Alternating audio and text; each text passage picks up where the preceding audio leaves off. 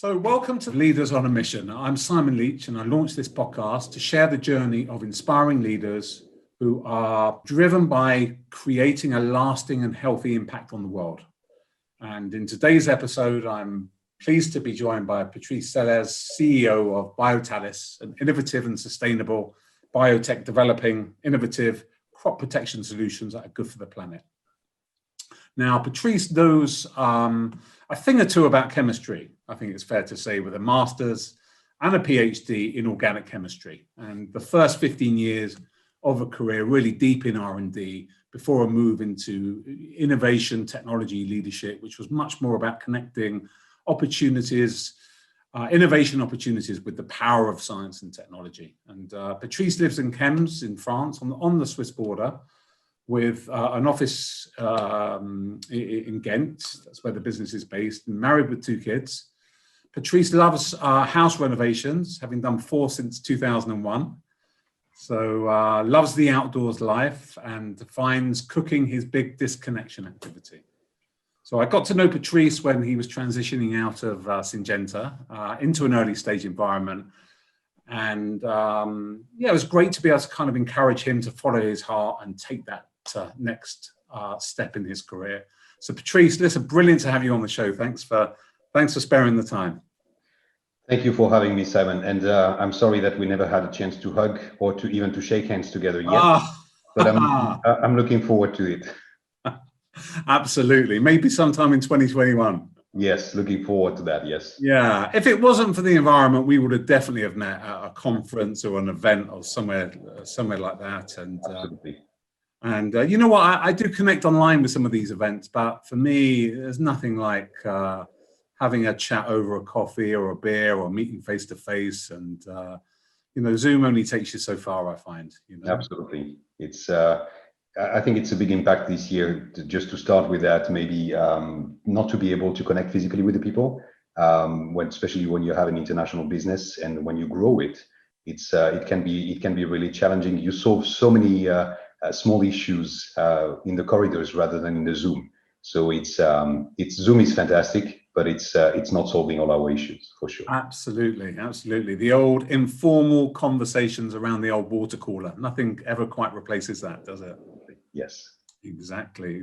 Well, I suppose you've probably done a lot less mileage than you would have. I mean, you've always been a pretty active traveler, right, in terms of your job and where it's taking you. So I would imagine a lot more time spent at home with the kids and family.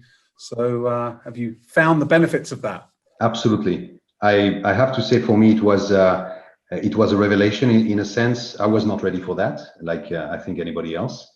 And when in March we had to stay at home for the first time when Europe was really closing down, I was supposed to go to San Francisco for the AgTech summit.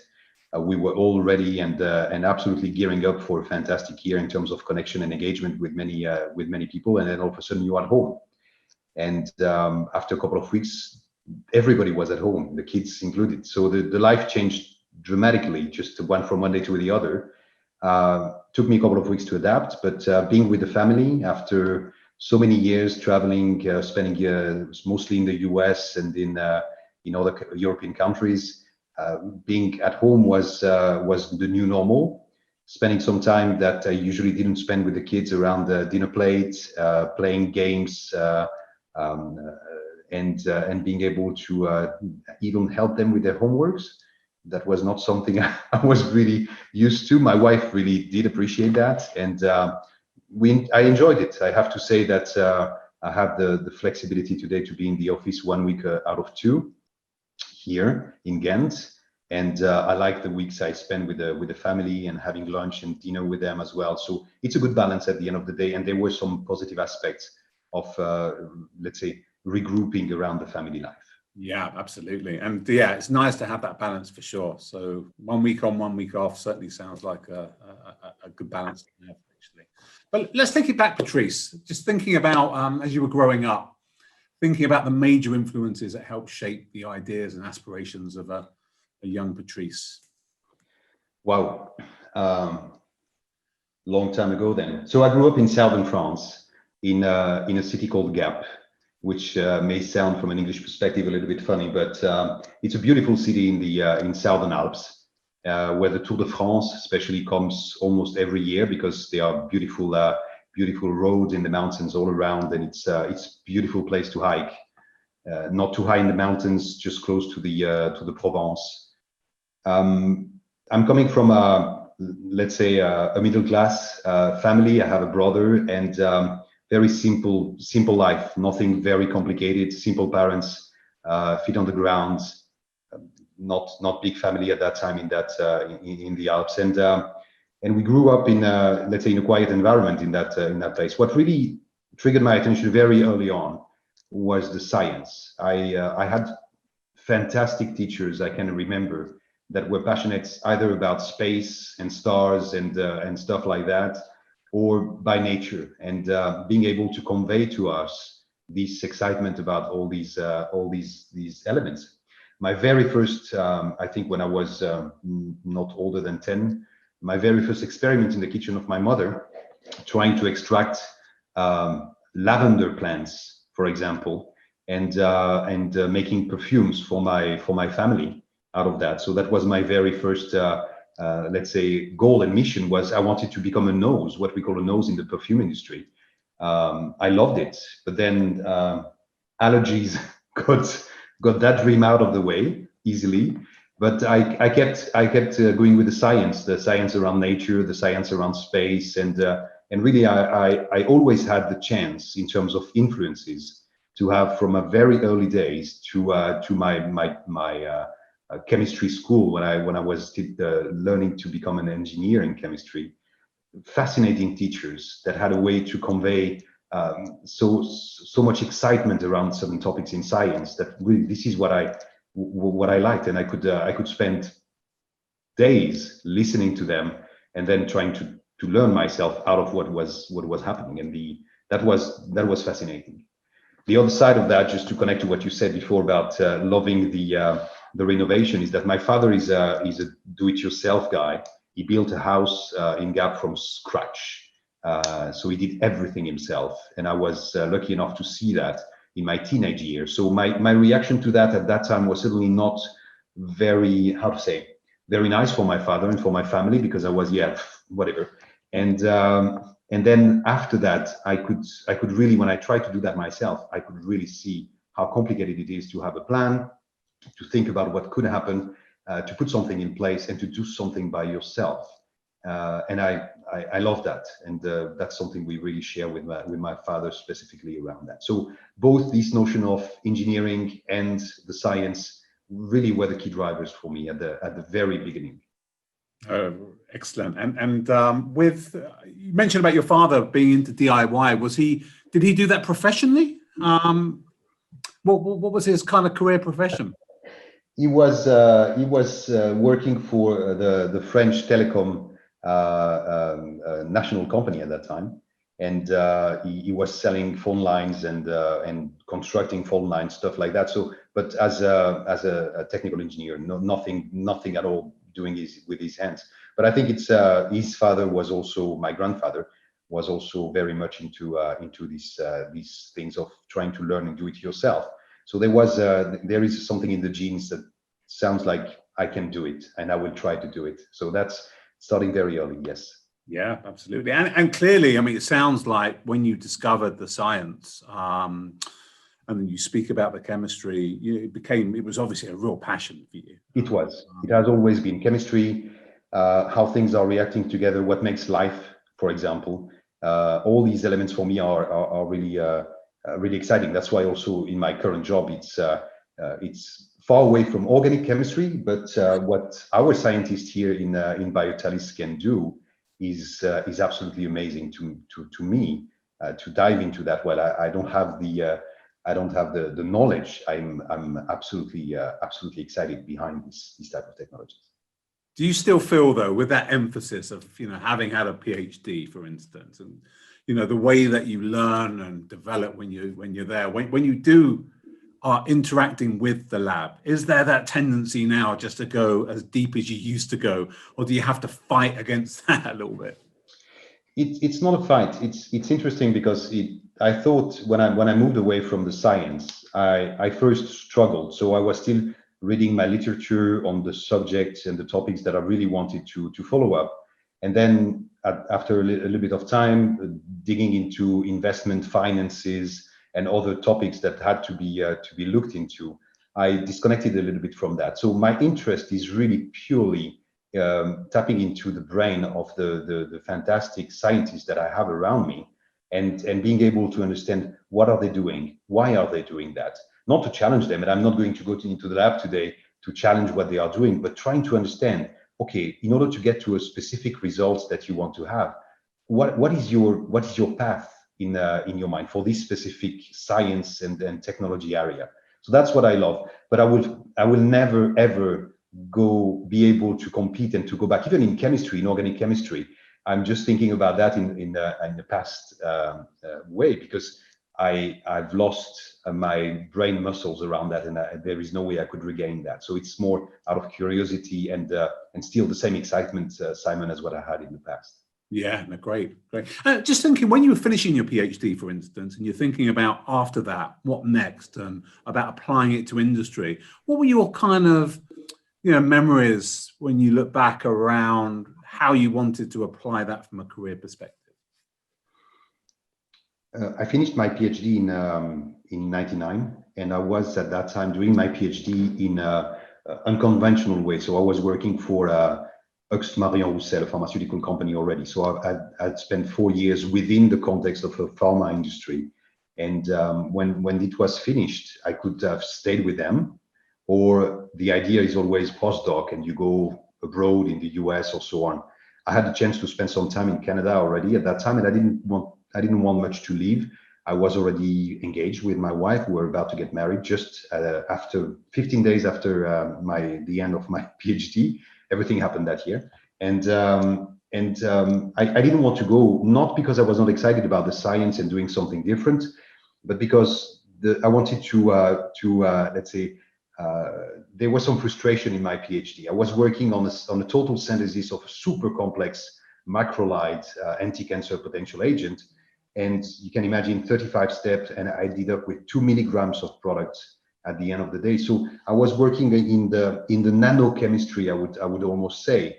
And when I came out of that, I said, that's okay. I don't want to do that anymore. I want to work on bulk stuff. I want chemistry big time. Chemistry I can see, chemistry I can feel. Not something that would be so tiny that it's so, let's say, transparent, in fact. So I moved to Clariant, where I was doing pigment and dyes at that time. Completely different. So industry, pilots, and big containers, 10 liters, it was completely different. I liked it, not for long, because the chemistry was a little bit frustrating then at the time. But I think that was what I had in mind. I needed to do something that I could see. And that's what guided certainly my first step towards the industry at that time. Got it. Okay, no, great. And so yeah, you worked with Clariant for a couple of years, and then you found agriculture. And then agriculture found me. Agriculture found you. Okay, that's how it worked. Yeah. I didn't at that time. I must admit, I was very far away from the challenges in agriculture, and I was like everybody in the pharma industry, saving lives by finding new drugs and stuff like that. So very exciting mission. Just thinking about the title of your talks. But then I joined first Syngenta because of the chemistry. You can imagine in dyes and pigments, the cost of what you are producing needs to be so controlled that the type of chemistries that you can use is absolutely very basic. And then in Syngenta, there was all of a sudden, as in my PhD, the ability to use all the chemistry, all the brand new stuff that were coming out of the ideas from geniuses in that field, and try to apply that to a dedicated field that was agriculture at that time. So I went in for the chemistry first, and then after a few years, it switched, and then this is where I understood the challenges and what was behind agriculture as a science, and how it was not way more important. It's not way more important, but it's the fundamental element of our ability to live together on Earth today. It's the ability to feed the people on the planet. And sometimes when you're in one of these big ag companies, you say, yeah, mission, everybody, we feed the world, it's beautiful and so on. No, it's really about providing the tools to the growers so that they can make a living and they can feed us. So it's that becomes the fantastic mission. So the transition from the pure science at that time into the understanding of the meaning of what the science application is for our lives, I think. Got it. That's great. Interesting with your career. After 15 years or so working pretty deep in R&D, I mean, you were responsible for a number of key patents, for instance, and publications. And what led the move? What led you to make the move towards more innovation and commercialization?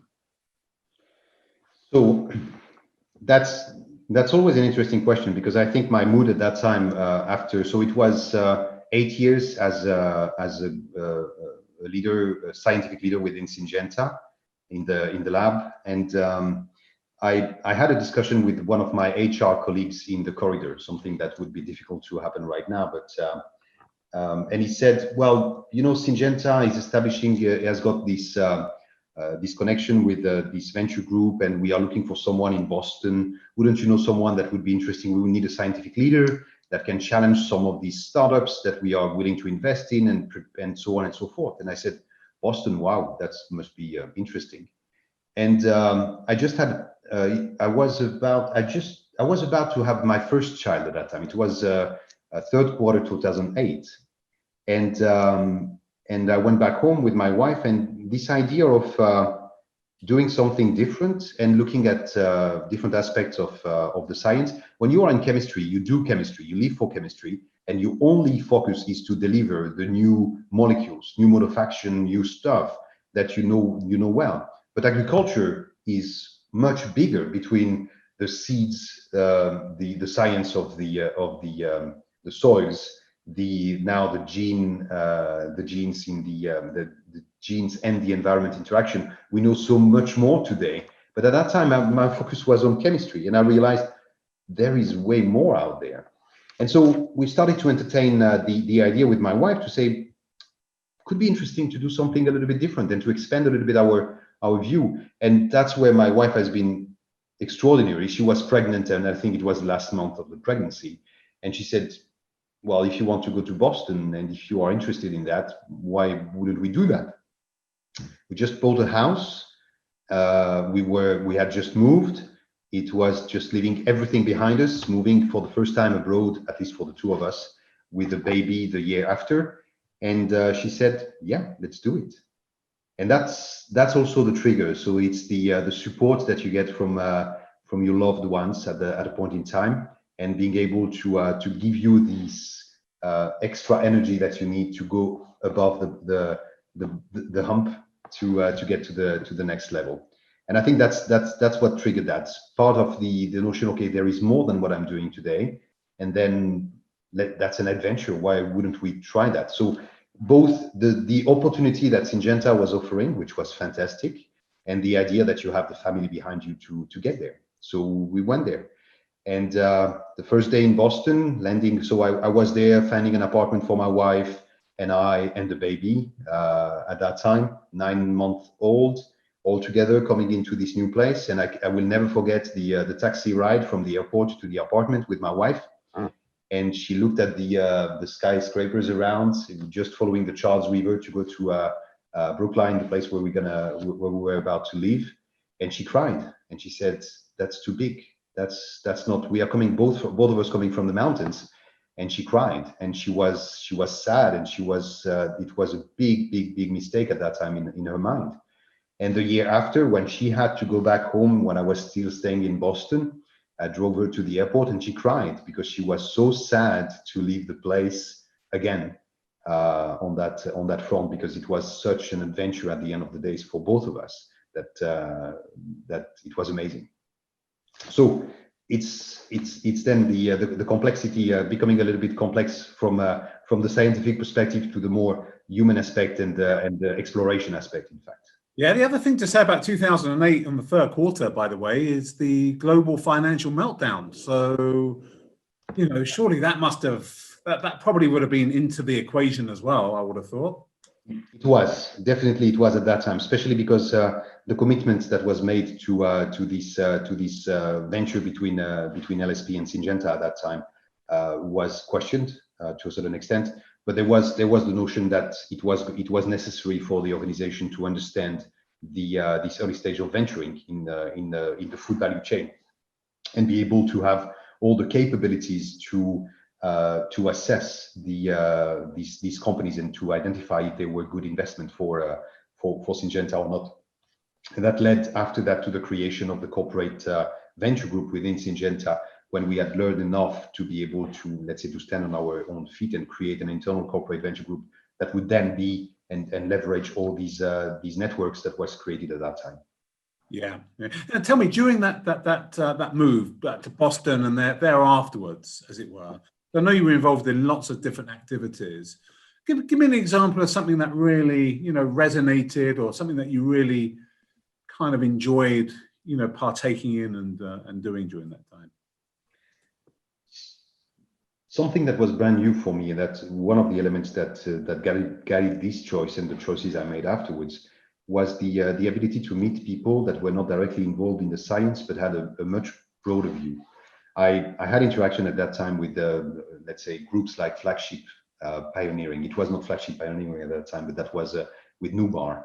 When you talk to people like that, when you talk to people that have been in the venturing industry for years and you meet them in conferences, you can all of a sudden realize that the focus that you had in your life before, from a scientific perspective, was certainly fulfilling in terms of something that you were doing, and it was for me. But the big picture, the big challenges in one given domain like agriculture can only be tackled when you have this view as a whole. And I think this is what for me it was a revelation in a certain way, to get to know people that had this very first, let's say, view on globally on the agriculture, the challenges that we were facing very early on, because we were not talking about regenerative agriculture. We were not talking about at that time about biocontrol too much. It was the early days. It was not the same. Today it's really something that is at the top of mind of everybody. But then talking with these people in the industry, in the venturing space, the entrepreneurs as well, I was like a kid in a candy store. That was amazing. Yeah, no, great. And you were involved with lots of professional development at Syngenta as well. I'm just thinking about what was the most useful to you when you reflect back, both in terms of helping really develop your skills and even helping you influence you on the mission you were on as an individual. So indeed, Syngenta as a corporate organization has got a lot of internal programs that they are leveraging to basically bring people to be exposed to different domains, different areas of the business. I remember vividly some of these for two reasons, because they give you the opportunity to meet people that are in business, for example, where you're not when you are in science, and so to understand what the company is doing on different fronts, but also to be exposed to some challenges that you have not so far been exposed to in your life. There was a program which was a mini MBA within Syngenta, which is called Alps, basically bringing a cohort of 30 to 40 people, and then we traveled all over, and that was in 2010 to 2012, I think. We traveled in different places in the world, in the US, going to Washington, for example, to meet politicians and influencers, people that are working on agricultural bills, and having the chance to discuss with these, engage with them through the Syngenta network, and understand the underlying, let's say, condition in which the decisions are being taken again in agriculture. The same in Europe. We had the chance to visit farms in Brazil to see, for example, my first time sitting in a coffee farm in Brazil. I had never seen a coffee tree before. And then you can engage with the people that are working directly on the farms, understand their problems, the challenges with the water, the challenges with some of the disease that they are facing, for which they have no solutions. And then again, expanding a little bit your life. And then you go to the university in some universities in the US, and then you talk to professors and people who have again a different view globally on some of the challenges that agriculture are facing. So these type of programs were very rewarding. And again, being in a huge corporation has got some advantages on that front, and being able to benefit from that. I don't know, maybe did I go through 7 or 8 of these programs all over my career within Syngenta, almost my 2 decades with the company. So it was very. I was always looking forward to that. There was, of course, a lot of work, and the most writing a thesis at the end, but it was always a very collaborative work with a group of people within the company. I remember working with people in London Garden, for example, that were very specialized in golf course. I knew nothing about that, and all of a sudden you are exposed to a new domain. So that's this cross-pollination within an organization like that was really good. And collaboration was always something I'm fond of. I love working with people, and that was a good way to do that outside of your, let's say, box or core expertise. Yeah. It sounds like that opportunity on some of those courses really helped develop some of that, clearly gave you the outlet, but really helped develop some of that kind of capability and building that collaboration. So you're really kind of learning, through the programs you were working on. Absolutely. In 2 ways. So it's always the same. And, we say that there is 70% of the learning on the job, and going to Boston and trying something new was really part of that. But then for the financials, as a chemist, you have limited understanding on all the financials and financing. All of that could get from other places and other courses and support that the company could offer you to do. So it was a good mix for me to grasp again the complexity, or try to, because I'm far away from understanding all of it. But being able to put all these pieces together to build the mindset that at the end of the day says, but I want to play a bigger part in all of that. So yeah. And tell me, so before you transition or made the decision to transition out of Syngenta, what was really in your heart related to what was next for you? This was a couple of years ago, right?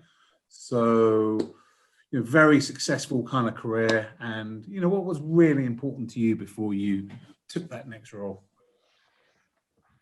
My challenge, I was always an entrepreneur at heart. In Syngenta, we call that intrapreneur.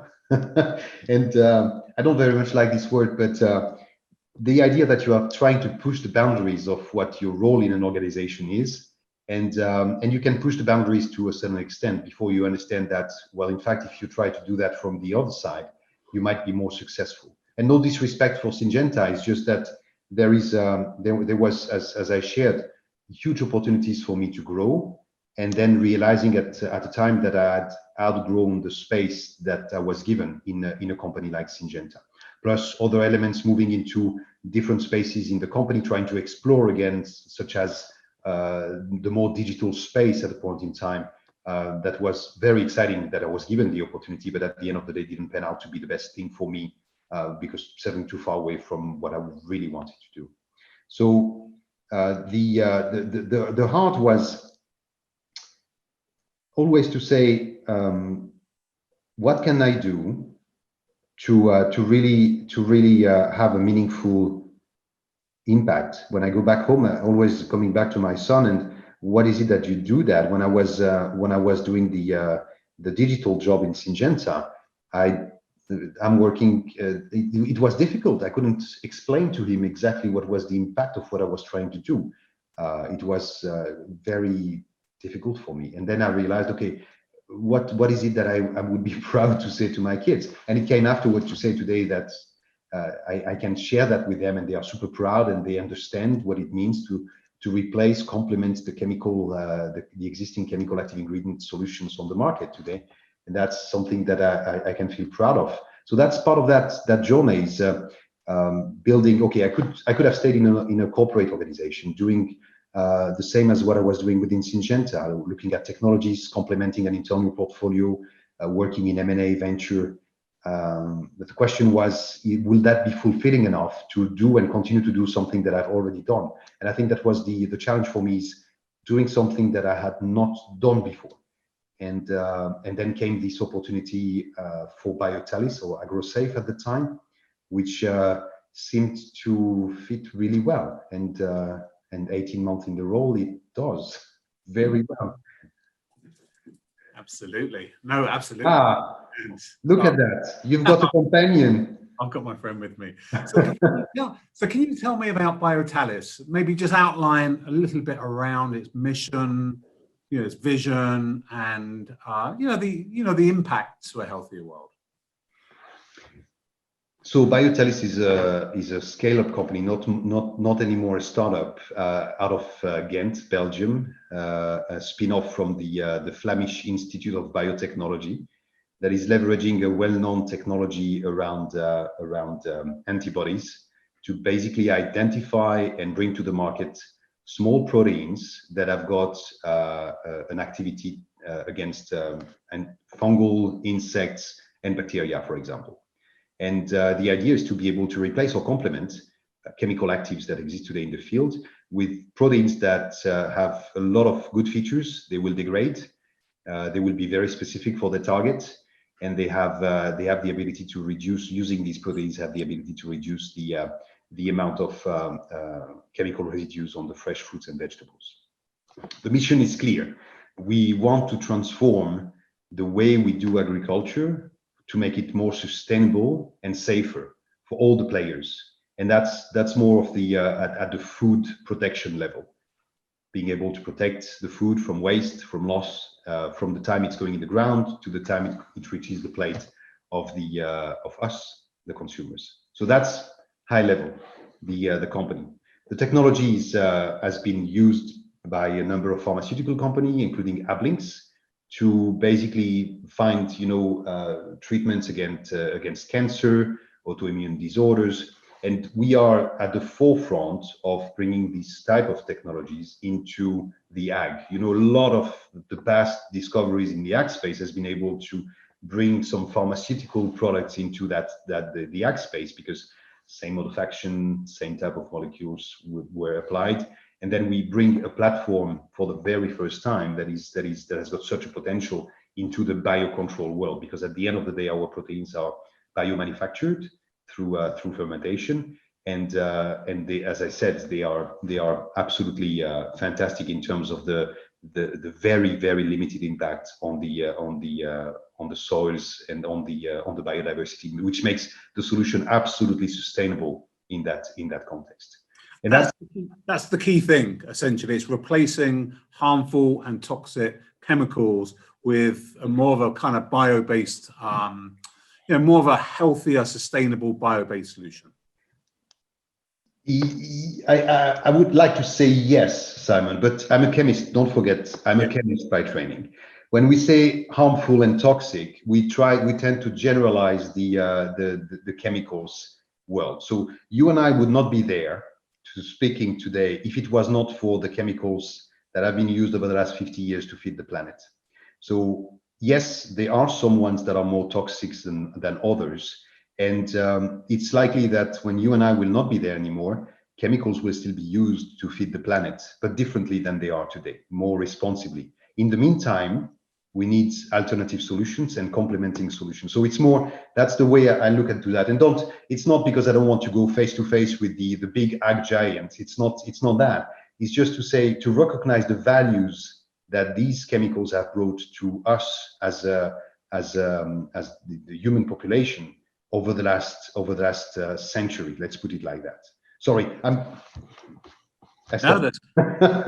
I think that's great. I mean, that's that's great. And also from you're working for a biological company now as well. Clearly, you do a lot of chemistry, but how different is it working for an organization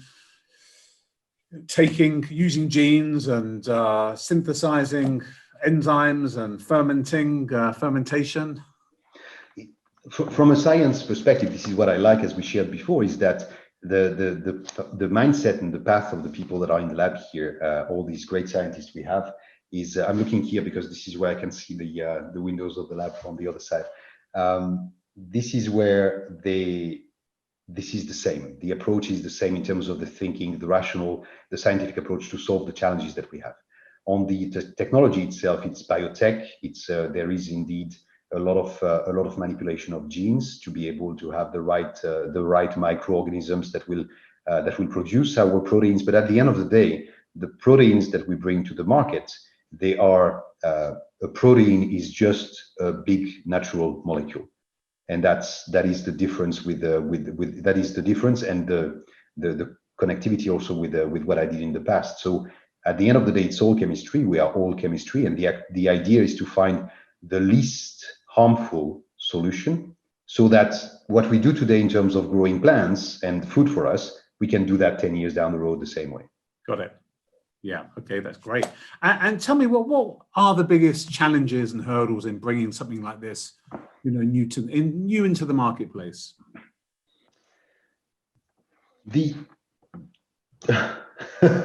I'm trying to orchestrate them all in my head. I will take three of them. So yeah. The first one is about the technology. It's biotech. It's not a given. We are our colleagues here. Everything that we do, nobody has done before.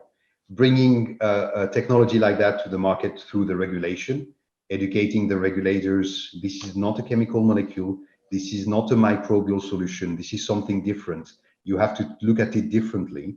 So this education all the time with the people who are going to give us the authorization to bring this product to the market, that's amazing and exciting, because we pave the way for this type of technology in anything we do. The ability for us to produce at scale, we've made tremendous, let's say, progress over the last year. We have a fantastic team in there, but still, you try to replace dirt cheap chemicals that are currently used in certain areas in crop protection, and being able to match the cost that will fit the farmer's ability to buy in the future is really something that we have at the top of our mind to be able to have an impact. And that's another one. The last one is more, the startup environment and the people. It's very fluid. We are almost 50 here in Europe and 4 people in the US. And this is this evolution. When you reach the 50 people bar in such an organization, it's tough. It's really tough, because you are in between the need for being a startup and let's say the complete fluidity that you can have in an organization, and then starting to set up some rules, some ways of working, some organization that are required to really be efficient and so that everybody goes into the same direction. And it's not an easy transition for anybody in our organization. I think that would be a key challenge for me, is the human factor that I tend to, I don't know if it's me or if it's the situation, I tend to underestimate as well sometimes. So it's really something I need to work on way more today. Yeah. Okay. And tell me about the major plans for the business. I think there's a launch planned in 2022, I think, in terms of your first product, as it were. Maybe just outline what lies ahead for you guys. Absolutely. So our first product is a biofungicide. And we've had now 3 years of outdoor field trials all over the world. The results are fascinating in terms of consistency, comparability with what's happening in the chemical world. And we are going to provide our dossier to the regulatory authorities in the US at the end of this year, and in Europe at the very early stage next year. And then we will have the regulation reviewing our dossier for 18 months until we can go to the first launch in the US in 2022, at the end of 2022. So that's an exciting moment for an organization like Biotalys. It's a lot of, we are 90% an R&D based company. And all of a sudden we all realize for real, the creation of something that is meaningful and that is going to go into the real life. So we have seen hundreds of kilograms of our product, for example, being shipped already to the US to be tested in different field conditions. That's a big step, big milestone. And then now you see that getting closer and closer to impacting the growers, and then getting the ultimate the validation is the growers looking into that, using that, and getting back to you and say, I want more. And that's what we are looking for the next step of the organization. And of course, besides that, we have a pipeline of products that are coming right after the first biofungicide. And behind that, we have the technology platform, which is somewhat, I wouldn't say infinite, but we can go with this platform, we can go after any targets moving forward. And this is why we also try to leverage and work with let's say, ag players, all of the ag and food players, to leverage our technology and be able to solve not only the challenge that we want to solve, but the challenges that these major industries have today and cannot easily resolve with chemistries, for example. Oh, it's really exciting, really novel mission, and exciting times ahead for sure. It is, and it's the right time, Simon. Just to finish maybe on that, is you and I as consumers, we are obviously concerned by what we eat, concerned by the what we give to our kids in terms of fruits, vegetables, where they come from, have they been grown sustainably, and then there is the regulation all over the place. In Europe, especially, we are impacted because Europe want to ban chemicals in the short term, quite a lot of them. But it's a bit, I would say, it's a bit dangerous if we do not consider alternative solutions to say we're going to take away all the chemicals. What are the farmers going to do? What will be our ability as Europeans to sustain our own agriculture and continue to feed ourselves? So there is a right balance to have here. It's the right moment to bring with these alternatives. It's the right moment to think really about sustainability in agriculture. But we should not put the pressure on the growers and say, we're just going to take away all your tools and then up to you to figure out what you're going to do, because that's not fair, and it's somewhat dangerous. So right time, very exciting time, as you said, and very exciting opportunity for us, because what we bring, I think, is going to be a key differentiating solution for the company. Very, very exciting. It sounds great. Final question, final couple of questions. Just thinking about, what was really the main difference for you now, being a CEO, first time CEO, than you had expected beforehand? I was not prepared for that, not at all. It's a completely different setup. So there are two elements that I'm certainly going to write a book. No, I'm kidding. I will at least write a LinkedIn article on that. But I was lucky enough so that in the board for Biotalys, there are quite a number of people that are very good at mentoring and helping me in this role, and that was fantastic. From the chairman to a number of key people in agriculture that are really, really good, and that's incredibly helping me to progress in my role.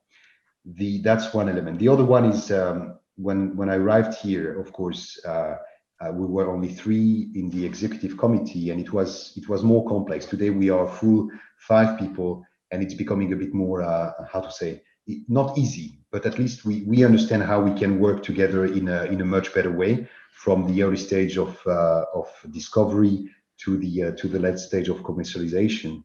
And that's really helping me to have, I don't have to deep dive. There are people that are much better than me that can tell me what we should be doing in all of these areas, and that's really, really much better than what it was early on. And the last point is something that I uncovered that some of my friends in the US, also CEO, had shared with me when I questioned that choice early on, was about the loneliness. A lot of people are coming to you because they believe that you can solve their problems, and it's flattering, but you have to juggle between the financing of an organization, discussing with investors, thinking about the science, all of a sudden a machine that is going down, and then someone coming and crying on your shoulder, and then you go back home, and you have to be able to have a higher level of resilience than I ever had in my different jobs before, because everything ultimately comes back to you.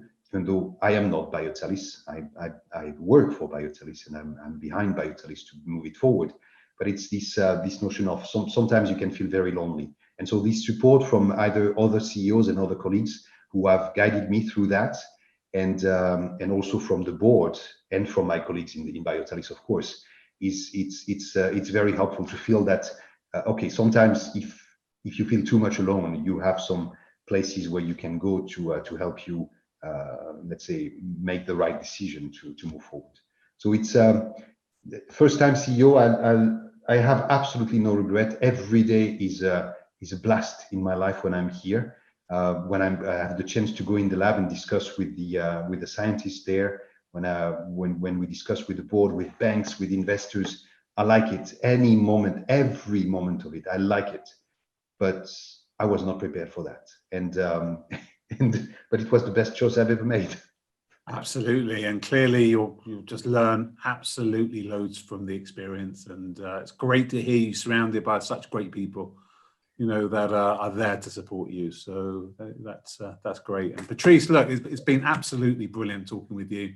Really, thank you very much for your time, and like really wish you and the company masses of kind of success, future success, always. So thank you very much. Thank you so much, Simon, for having me, and all the best to you too. Thank you. Thank you.